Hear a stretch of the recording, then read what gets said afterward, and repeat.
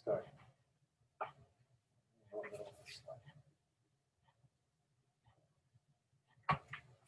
I wish, in some ways, I wish all the classrooms had Zoom. That seems to work pretty well. So at least then we don't have to trust looking into this computer. So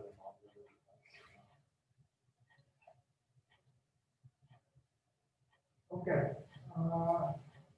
So let's see where we at. Okay, so we're talking about the Bott-Borel-Weil theorem.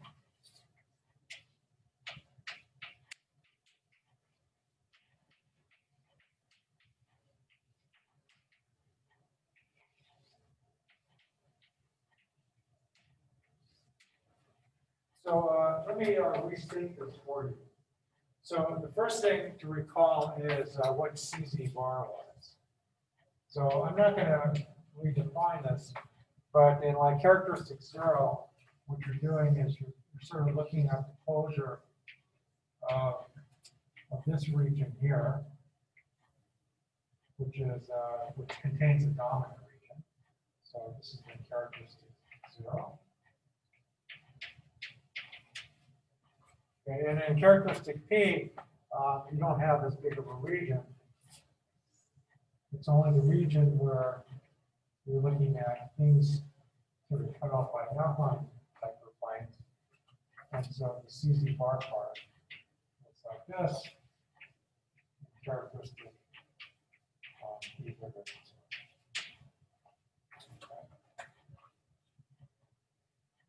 Okay, so here's the theorem restated. So the proof is due to Anderson.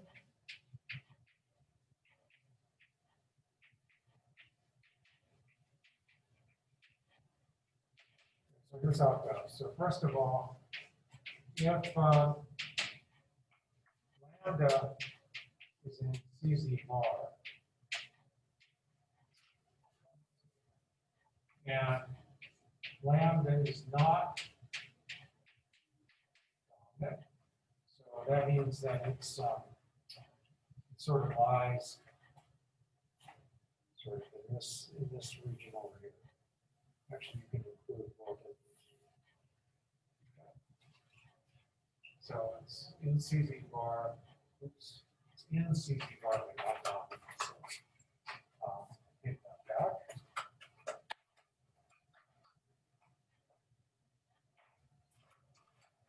So let me just erase this part here.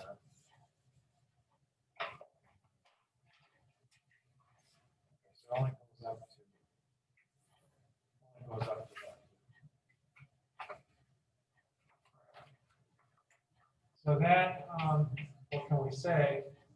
Then H of W dot 0, W dot lambda is equal to 0. So all the sheet homology.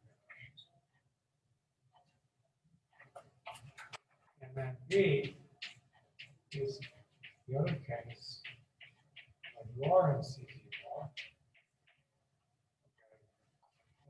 Okay.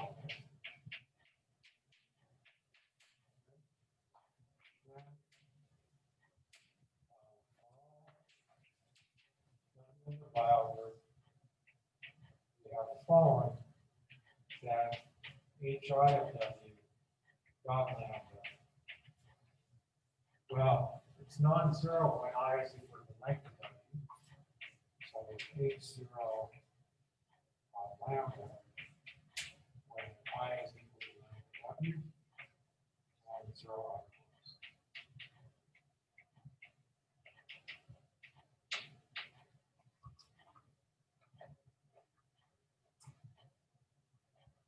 okay.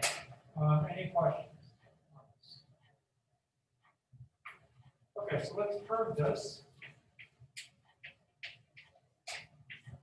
And the proof is going to go by the reduction of the length of W. So I'm going to use reduction on the length of W. All right, so the first thing is let's assume that the length is equal to 0, so W is the identity. So this is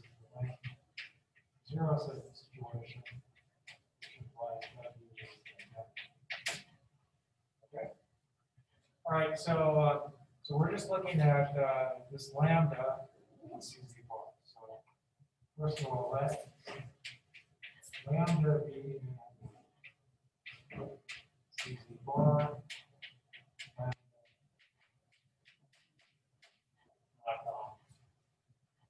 all right, so what does this mean?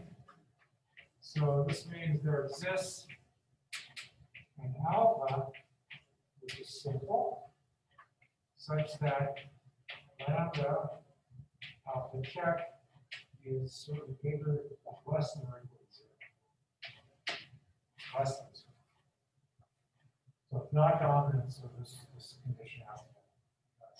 Dominance means that lambda alpha check is bigger than or equal to 0 for all alpha. Okay. But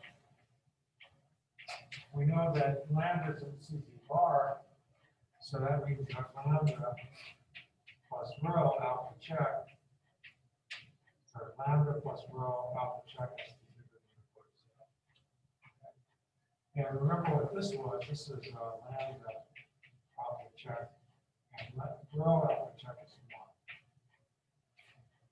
1. Okay. So what this is saying is it's bigger than or equal to -1. Okay, so that means that it has to be equal to -1. So lambda alpha check has to be equal to -1. And so what we do is we use the previous proposition to now apply the previous proposition. So this is the one where we looked at these parabolics and then we sort of looked at the spectral sequence. So the previous proposition implies that each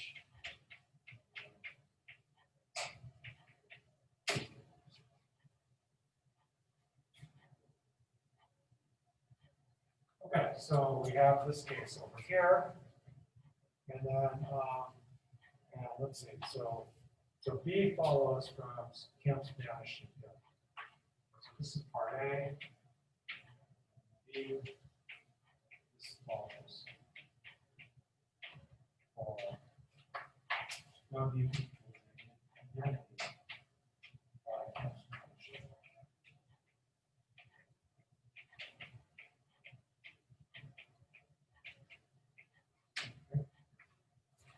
So notice that when W is the identity, then the sheaf cohomology is always 0 for I bigger than 0.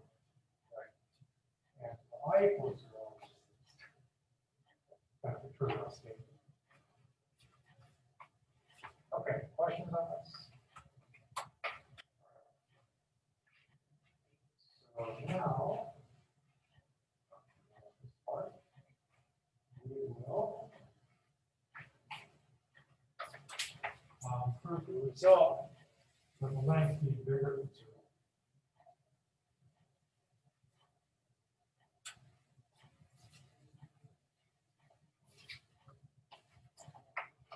All right, so the next thing is assume the result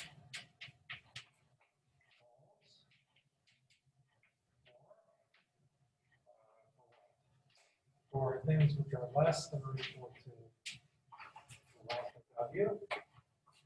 And here we're going to assume that the length of W is strictly bigger than 0. Okay. So what we have to do is we have to get an element which is sort of lower than this and then apply the induction hypothesis against the result. Okay. So since the length of W is bigger than 0, so I can write W in terms of reduced words. In terms of reduced word, where you have being a product of simple reflections. And so I can take a simple reflection and then reduce the length. So there exists lambda and delta such that the following is true. So the length of S alpha W is going to be equal to the length of W minus 1. Okay, so I can reduce the length by some simple reflection. And it turns out that W, if it's reduced, has to take, the W inverse has to be inside the negative roots. Okay, so when I play alpha inverse to W, the W inverse to alpha, then it has to be negative root. So what I'm going to do is I'm going to let beta be equal to minus W inverse of alpha, which has to be positive. Okay, so on a set beta. Okay. All right, now what I want to do is I want to do a calculation.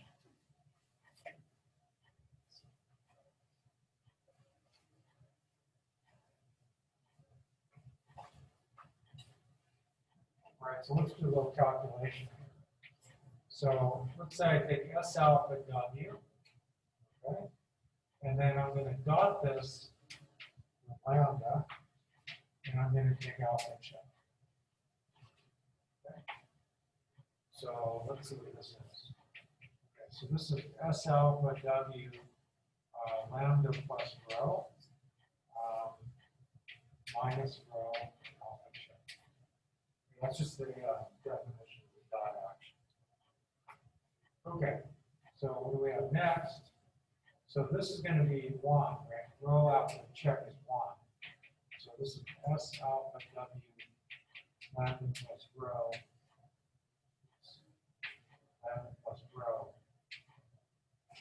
alpha check minus 1. Okay, because rho alpha check is 1. So minus rho alpha check. Okay, good. All right, so now this is actually a variant of the Weil group. So I can hit S alpha on both sides. So this is going to be W lambda alpha S alpha check minus 1. Okay. But S alpha takes alpha to minus alpha. Okay. So this is going to be minus W lambda plus rho alpha check minus 1. Okay. And again, this inner product is a variant of the direction of W. So I can hit both sides by W inverse, and so I get lambda plus rho minus W alpha check minus 1. Okay, but minus, there's an inverse. Okay, so minus W inverse alpha is beta. Lambda plus rho beta check.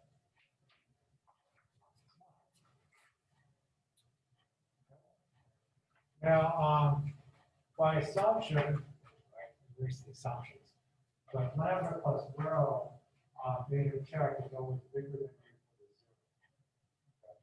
So that means that this is bigger than or equal to minus 1 all the time.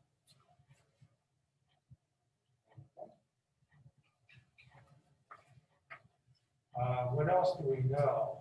We also know that this thing is always less than K.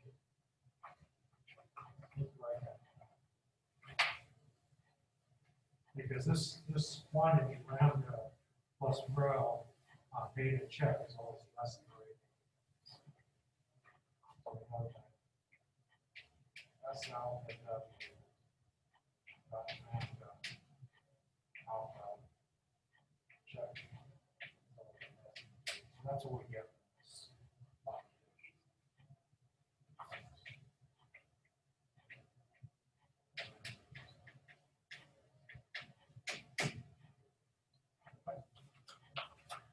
All right, now let's actually use this. Okay, so suppose that this thing is actually bigger than 0. So now, okay, S alpha W lambda alpha check is bigger than or equal to 0. Then what we can use? We can use D. So apply prior proposition, I guess, proposition D. So what that means is that I can dimension shift down. So that means H I S alpha W not lambda.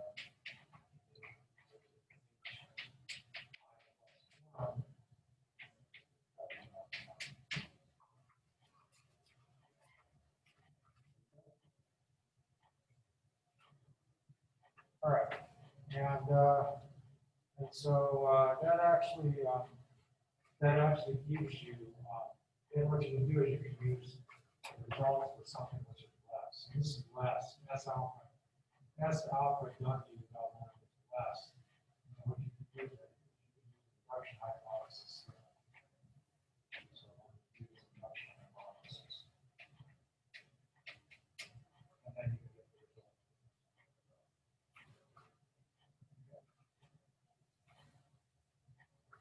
So why can we apply proposition D in characteristic I see it in characteristic 0? Oh, it's because you're less than P. I actually would state that when you're less than P, then H0 is simple. So you're okay. So that's a good question. So in this case, so we're assuming that this is non-negative, right? And this is strictly less than P. So when you apply the spectral sequence, the H0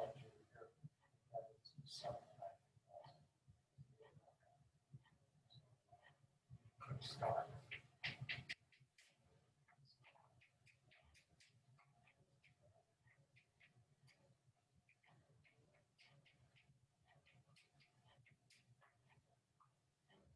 Zero, you know, just say induction.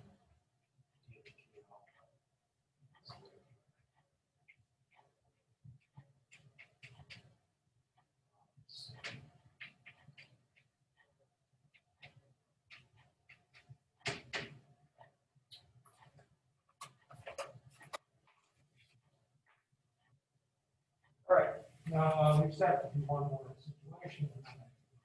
Good.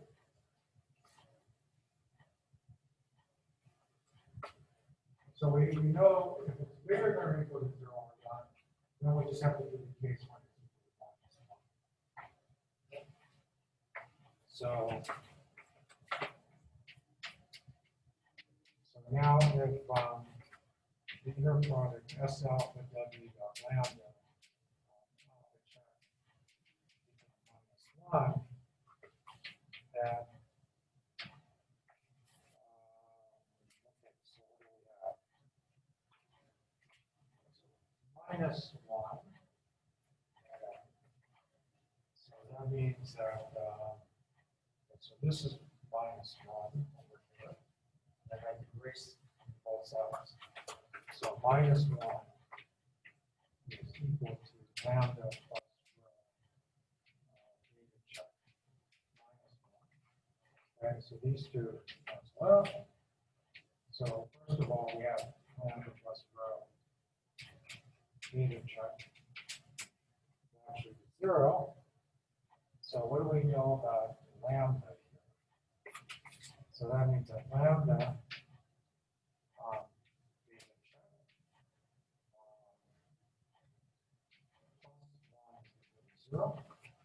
and that means that check is equal to minus 1. Okay, so this implies that lambda does not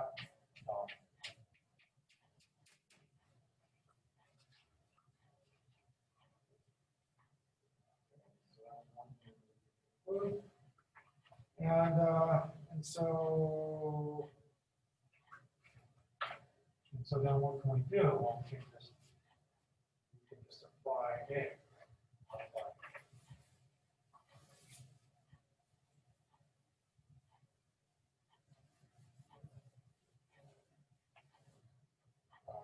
Let's see. Yeah, so now, so that means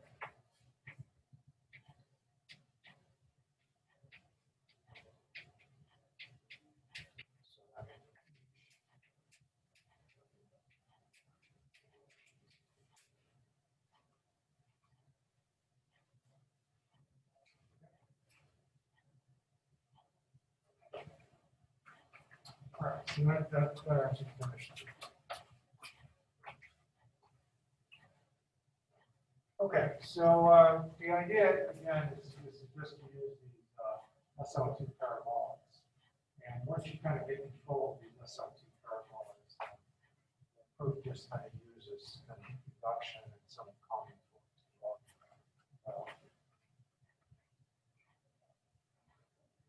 Okay, now we're going to actually use this in applications. So I need to set things up and state some other results.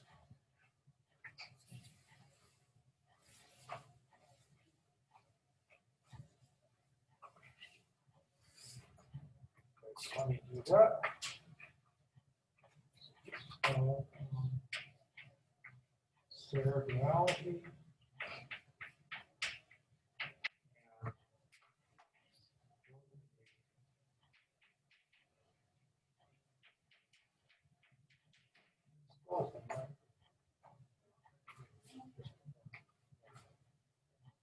So vanish.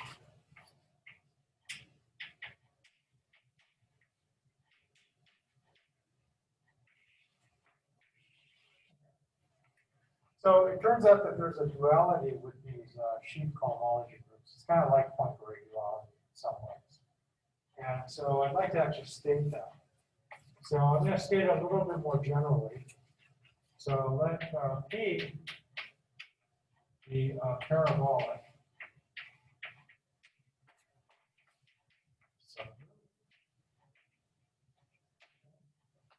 And so P is equal to LJ semi-direct product UJ. And oftentimes, we sort of denote the P by PJ, where J is a subset of simple roots. So whenever you have a subset of simple roots off your Hagen diagram, you form a parabolic subalgebra.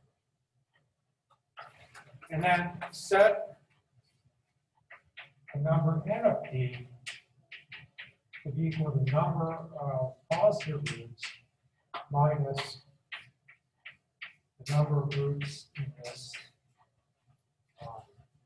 subset by J. Okay, so let me give you an example. So let's do an example.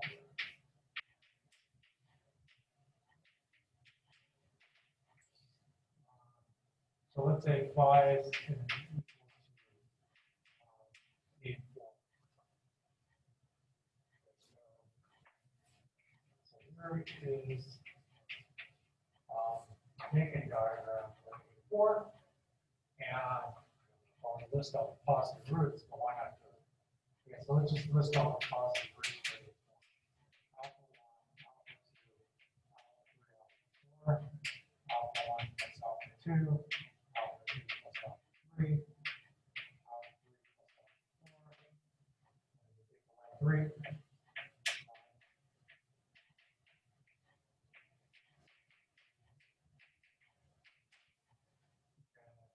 Last one.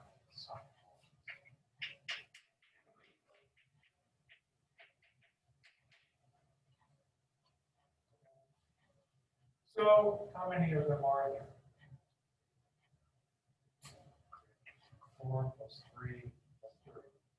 There's 10. So well, I haven't specified the parabolic yet, but we know it's 10 minus something. Okay.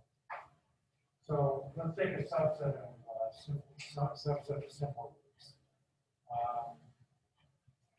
Let's just take this one over here. So this is J here. Okay. So J, you have to include this one and this one, right? And the subset degenerates. So just do a green chart. So I have a green chart, and then I have a green chart over here. All right, so phi J is 3.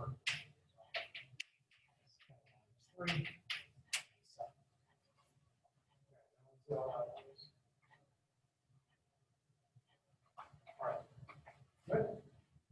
So the theorem says that if you take induction from P to G, it's going to vanish above NP.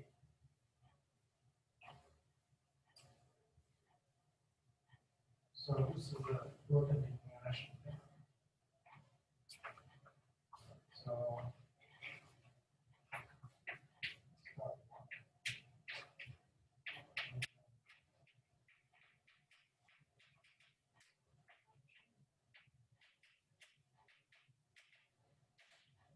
So it says that if we take RI reduction from any model, yeah, this is going to be 0 for I strictly. So in particular, when you have the Borel, then you don't have anything here. So if I'm doing induction from B to G, then it's going to vanish above the number of positive. All right, so that's good.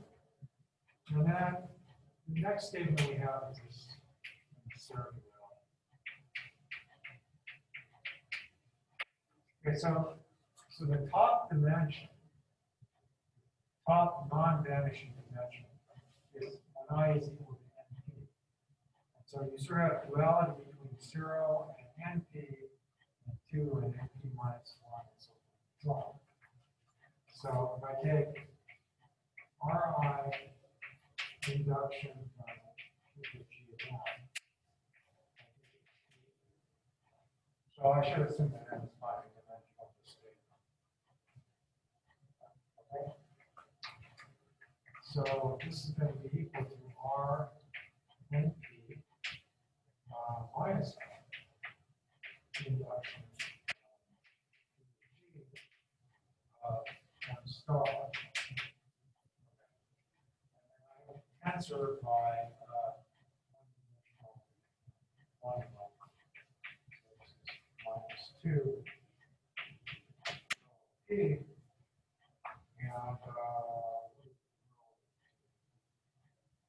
so rho P is equal to 1/2 sum positive roots inside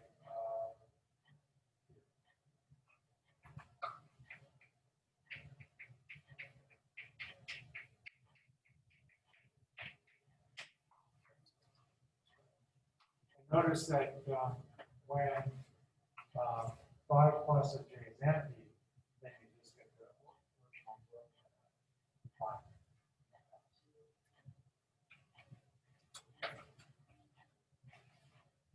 Okay, so let's actually apply this to a specific situation.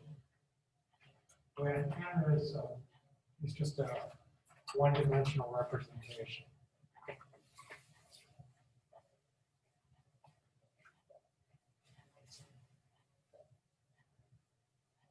So, specific case.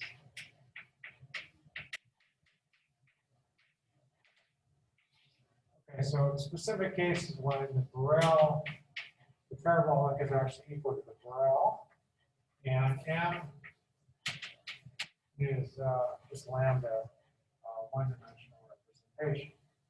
Okay, so I'm just going to rewrite this. Just rewrite the statement and then do a little translation. So RI induction from P to G lambda star is isomorphic to R. I guess let's just put the number of positive roots here since you're the same. Minus I, induction lambda star, which is minus lambda, tensor minus 2 rho. Okay. All right, so now let me write this in terms of the other notation. So that's right. So HI of lambda. Well, I'll write it this way. I'll put the star on the other side. So this is going to be R n minus I. Let me just write it this way. It's H n minus I minus lambda plus 2 rho.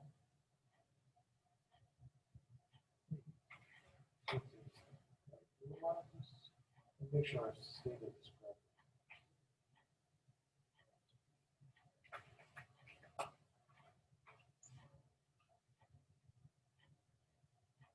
So let's see.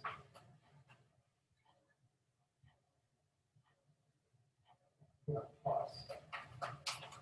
Check. Let me just sort of minus here. But I think it's either plus or minus. Right? Okay, so minus lambda, minus that, and then I have the stars. Okay, here n is equal to the number of positives.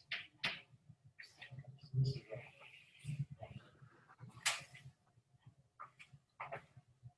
okay, any questions on this? And you get against item 3 Yeah, the negative lambda follows because this is when we take lambda star, it's negative. And I just pulled the rule over here to the other side. So both the statements on the right over there, and it's just a finite dimensional. There it is.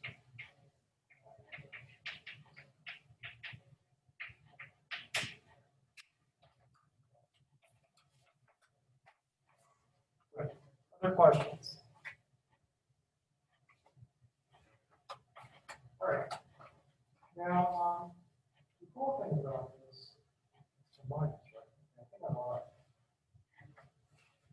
And so, I think this is right.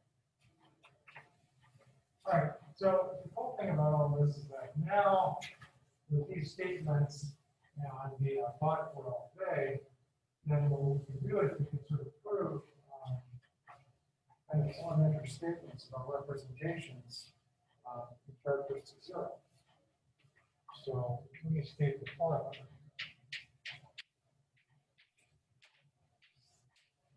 Okay, so let lambda be dominant, and I want it to be a CV call. So in characteristic 0, there's no restriction, just a dominant. So first statement.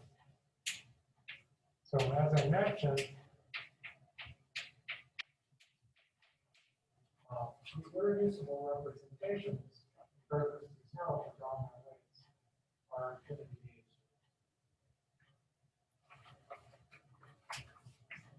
So B, whenever I take extensions to modules, like this,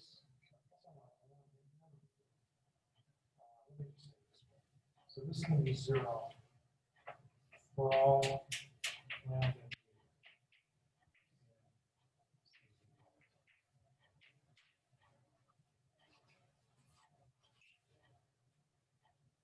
Okay, so in characteristic 0, we have complete reducibility. So see, if the characteristic of the field is 0, So basically, your dominant weights are all in CZ bar. Then all G modules.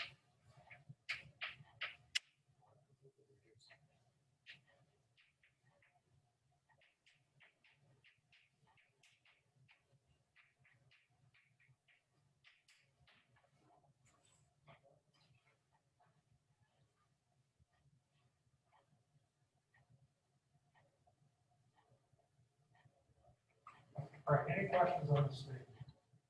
I think I've stated this, several times. Each of the facts, and now, with all the stuff that we've done, we can actually prove this.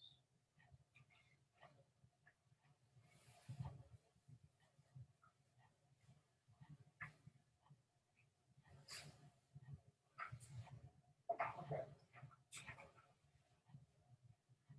All right, so let's prove this. Yeah, so we make a few observations. So first of all, I take the longest element, then it has to take positive roots and negative roots. So certainly, and then permutes them. So basically, if I get row, which is a half some positive root, it has to go to the half some negative root. Under row. And so what else do we know? If you take minus rho CZ bar,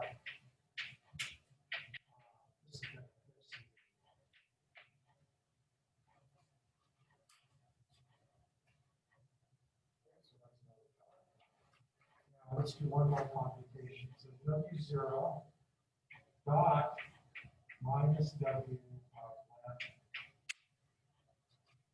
We're going to take W0, we're going to take the dot action on a regular action of this. Okay. So what's this? This is W0 minus W0 lambda plus rho minus rho.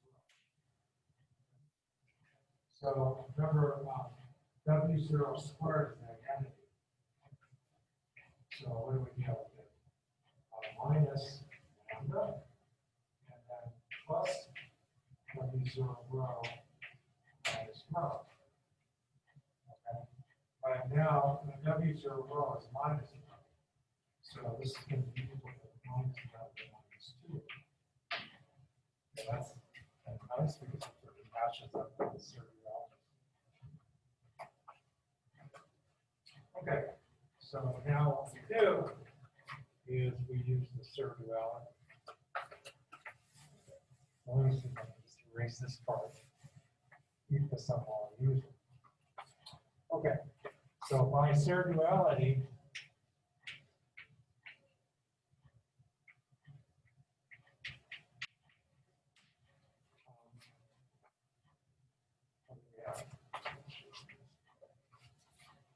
okay, so first of all, we know if we take W of minus W0 lambda, okay, so that's the Weil module. By definition, this is equal to H0 of lambda star. That's the definition of the Weil module. All right, so if I take this thing star, just put the star over here, right? This is HN this thing. So this is going to be HN of,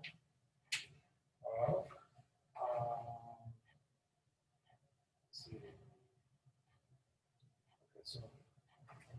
Okay, so typically it's going to be HN of this thing over here, which is this over here. Let me just do it in 2 steps. So HN of minus lambda minus 2. Okay. And by this computation over here, it's HN of W0 dot minus W0 lambda. Okay. Now what we do is we use the Bott-Borel-Weil theorem. Okay, so this is going to be equal to H0. This is the dominant weight over here. This has length N. So the length of W0 is N.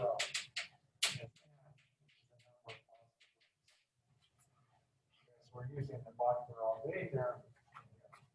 So this is the okay. All right. So this is going to be equal to minus W0. Now, okay, so this is good news because the Weil module of this highest weight is equal to the induced module of this highest weight. Okay. All right, so let me continue over here. And so we'll be able to prove this.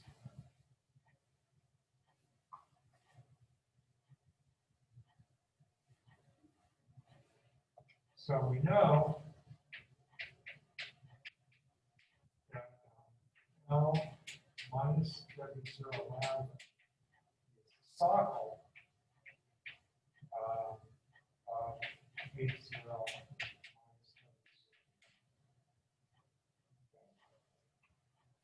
Now, right. And so, let me see. How do I say this?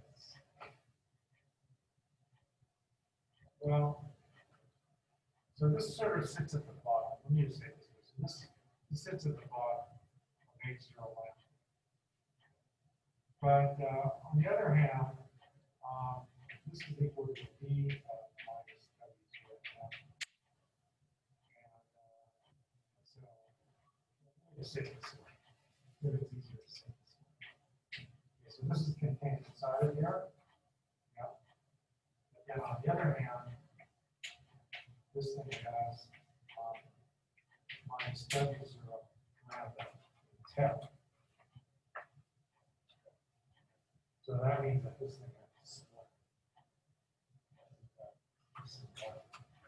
You can say this is the sum factors model. Well, we know it's easy to propose it because it has some sum. So that means that L minus W0.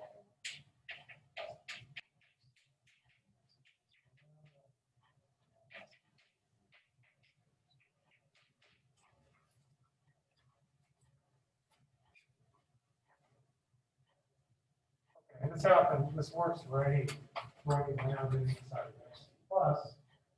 So, so minus W0 is under all the weights inside of XT plus intersection bar. So this is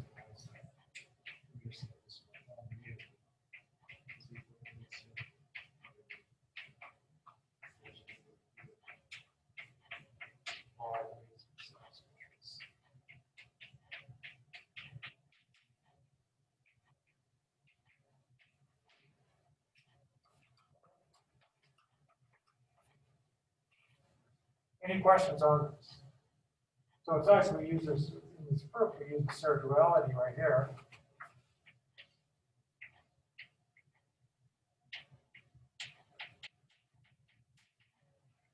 The second part we use the Bott-Borel bit.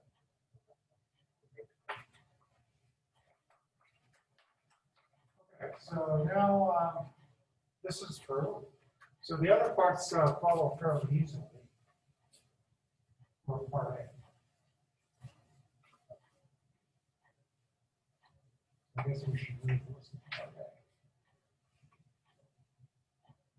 A. Okay, so part B, what we're going to say, well, we know that X here, you can do one or the other. So if I have X1, you have to live in the second cycle. So let's say it this way. So if X1 of G of mu is not equal to 0, that means that L mu is in H0 mu over the cycle of H0 mu, or vice versa. Or L mu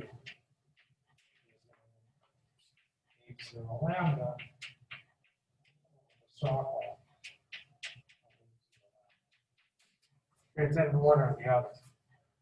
But we know that these are zero, right? So this one is 0, and this one is 0. So this can't happen. So that means that this thing has to be 0.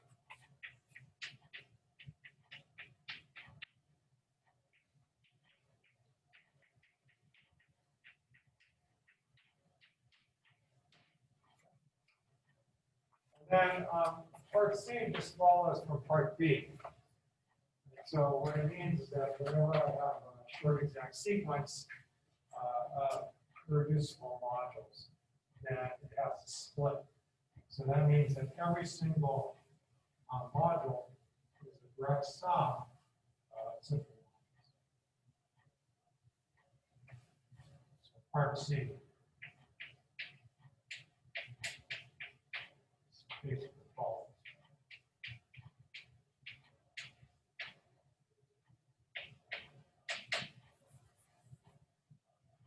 So all short exact sequences split.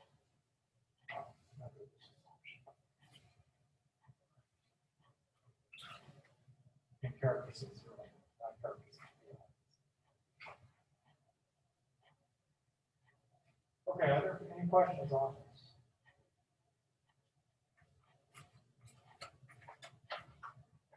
Okay, good. So that shows you some applications of assertive duality and also Bott-Borel-Weil. All right, so the next thing we're going to do is we're going to march towards the proof of Weil's chart. So that's our next topic.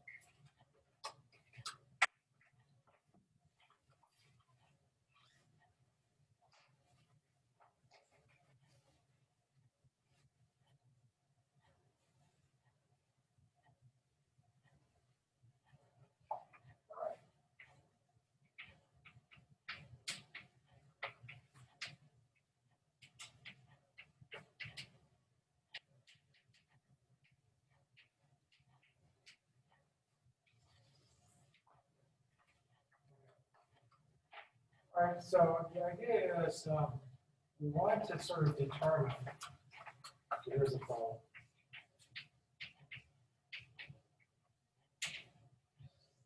is to determine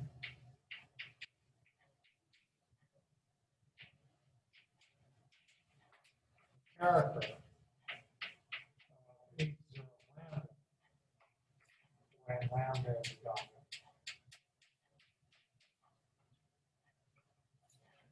So this is a very classical problem, and it has a very, very nice solution. So let me kind of state what the answer is, and then we will actually work towards this.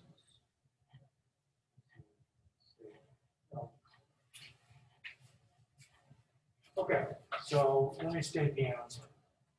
So what I'm going to do is I'm going to let A lambda be the following. So I'm going to take the sum over all elements in the Weil group, not the outline value, just the Weil group. And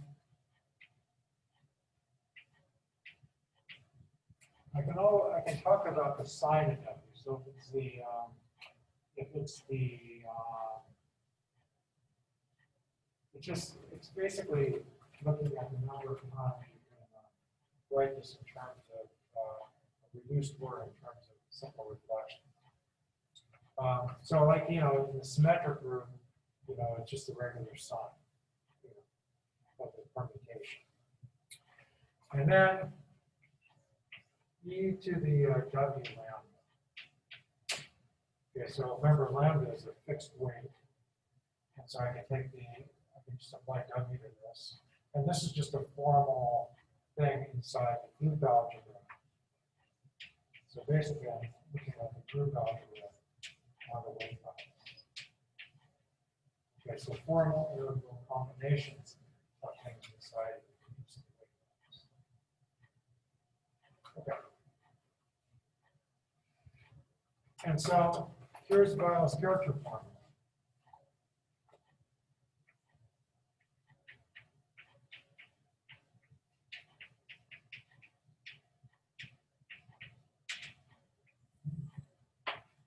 So if I take the character of 80 lambda, okay, so we're actually going to do something a little bit more general than this by looking at the Euler characteristics of the sheaf cohomology.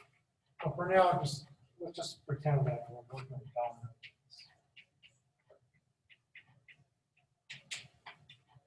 So then the answer is the following: A lambda plus rho quotient is by A.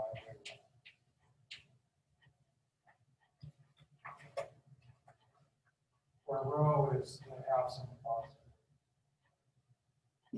Now, what's amazing about this?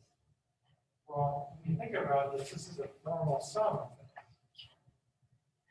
And you have a formal sum down here too. And who's to say that this actually divides this? Because when you take the character, you better get an integral or sort of positive integral combination of these e's. So it's kind of amazing that this thing actually divides this in the first place. But it turns out it does. And it turns out that there's lots and lots of cancellations going on. And we'll actually do an example of this for GL3 later on. Okay, so I just want to introduce a few things before the end of class. I don't know if the start is on the way to proving this.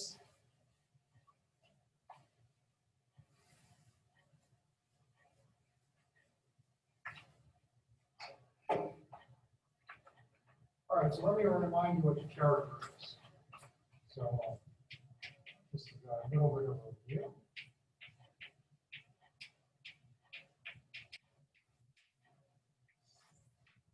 All right, so if I take a G module, so let M be a T module. Okay, so as long as you have a weight space decomposition, you define the character. So then the character bound was just the formal linear combinations of when you take the dimension of the weight space, and then you keep track of it by putting this placeholder in into it. Okay. And again, this is all indexed by the weight lattice. And so you're just taking formal linear combinations of things.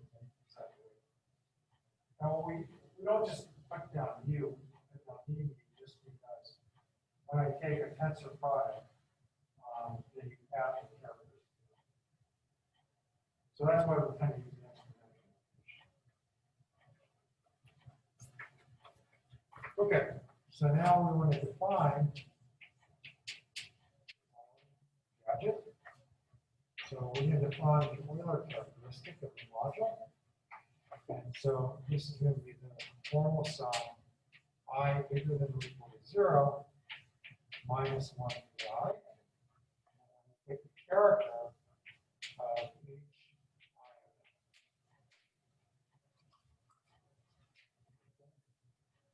I. Now, by growth and vanishing, we know that for I bigger than dimension of G mod B, we're done.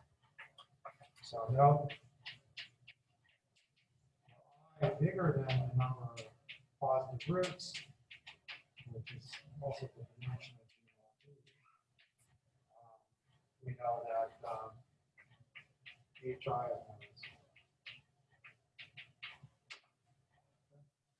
So this shows that this is a finite sum. Log of finite sum.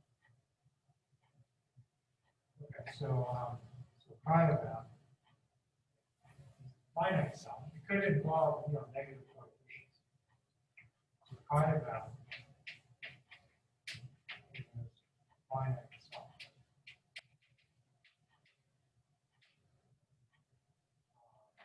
Then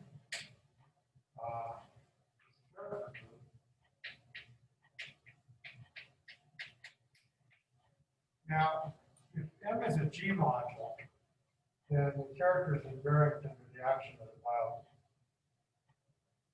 So it turns out that this is the